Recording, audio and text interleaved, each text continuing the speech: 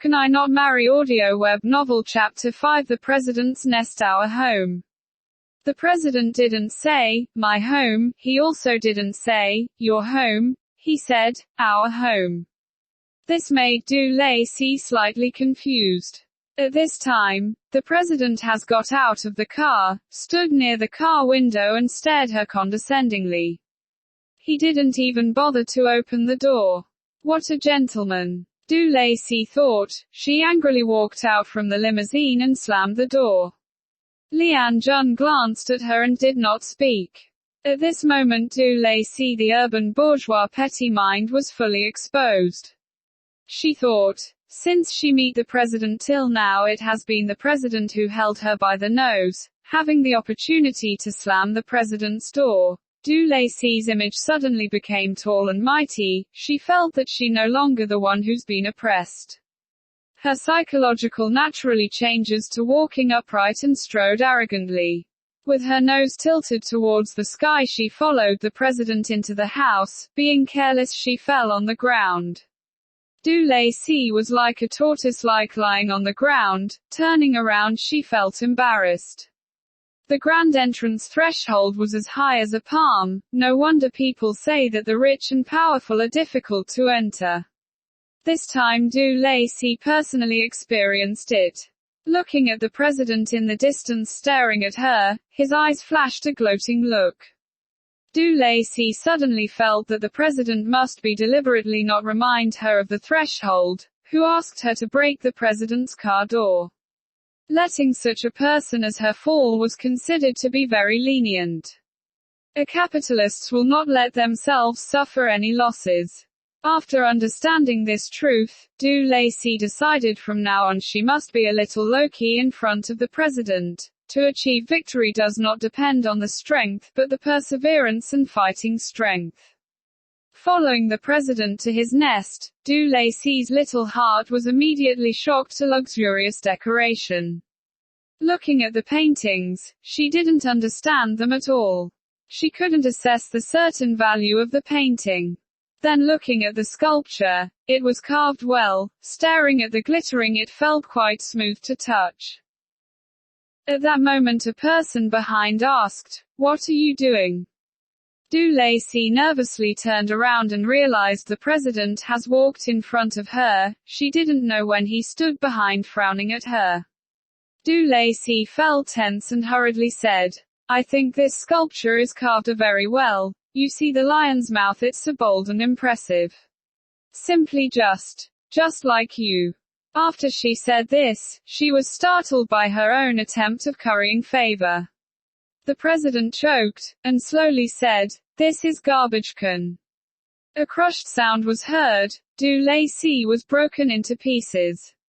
She was inexperienced and thought the garbage can was a work of art. The important thing was her mouth. Why did she compare it with the president? Oh great! The president has turned into a garbage can. Indeed, as expected, the president's face was black as he said to the housekeeper next to him, "Old you, tomorrow replace the garbage can." "Yes, master." The old housekeeper nodded, and asked, "What kind does young master want to change to?" "Replace it with something as cute as Miss Du." These brutal facts made Du Lacey realize the president's vindictive personality. She decided to remain silence. After a long silence, he couldn't stand it anymore. The president brought her into the house and did not speak to her. What exactly did he want to do? So Du Lacey ventured up and said, "President Lian." Lian Jun, who was holding a newspaper, glanced at her, and said with displeasure in his voice, "What?" Once glance at the president's glaze, Du Lacey finally managed to gather up her shattered courage and softly said, I want to ask, can I go home?" Du Lacey thought there was nothing else to do with the president, so it is better to return home earlier, and escape for the day. But the president's murderous eyes came. "Aren't you already home?" "Ah." Du Lacey, who was like a quail, and whispered, "I was referring to my own home." The president placed the newspaper down and said, "This is your home. Du Lacey was almost choked by her own saliva. Here. The president's home. The president's intentions are, he also wants her to live here. Seeing Du Lacey's face of hesitation, the president was not happy. You don't think this place is good enough? No, that's not it. Du Lacey quickly waved her hands. In fact, it's because it's too good here. There's a saying. There is no place like home. I think I'm more suitable for living in the nest. The nest. Like a chicken pecking its rice. Du Lacey nodded.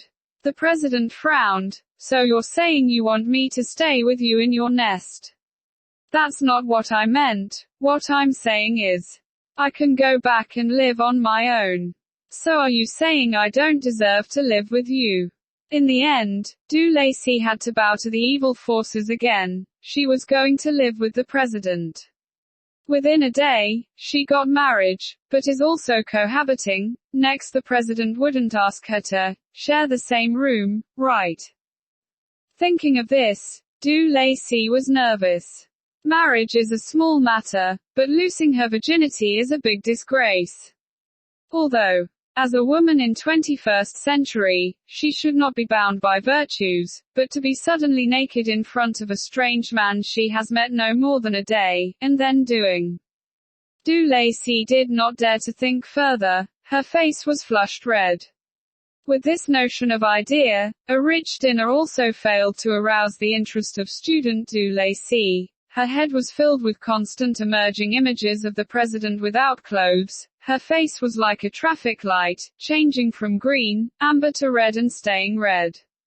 When she recovered her emotions, dinner was taken away. The president who stood on the stairs called out to her, "Come up with me.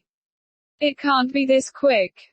Du Lacey was surprised. She was trembling as she followed the president upstairs. Where are we going now? Your room. The president replied without turning around. She's done. Indeed, they needed to cohabit. Du Lacey's face suddenly burned up. She wanted to turn and run, but on second thought she personally signed the marriage certificate. It's too late, regret to it now. This should be a famous saying. A single slip can ruin an old virgin. As she was making blind and disorderly conjectures again, she suddenly heard a bang sound and bump into the president. Lian Jun frown. What are you doing? Du Lacey also immersed in regret. She dizzily raised her head and answered, enter the room. Then she walked towards the president's room. Suddenly, Lian Jun stood in front of her. What's wrong? Du Lacey desperately raised her head. This is my room, Lian Jun said, then pointed to the side. That's yours.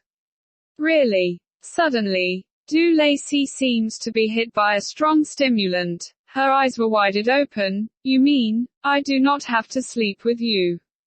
Lian Jun, who was startled, suddenly narrowed his eyes. Do you want to sleep with me? I don't want to. Don't want to. A certain person who was apathetic a moment ago, was suddenly full of joy, rushed into the room next door, leaving behind the startled and stunned president. She was just missing beating the drums cheerfully as a lark. After a brief shock, the president's expression sank and walked to his room.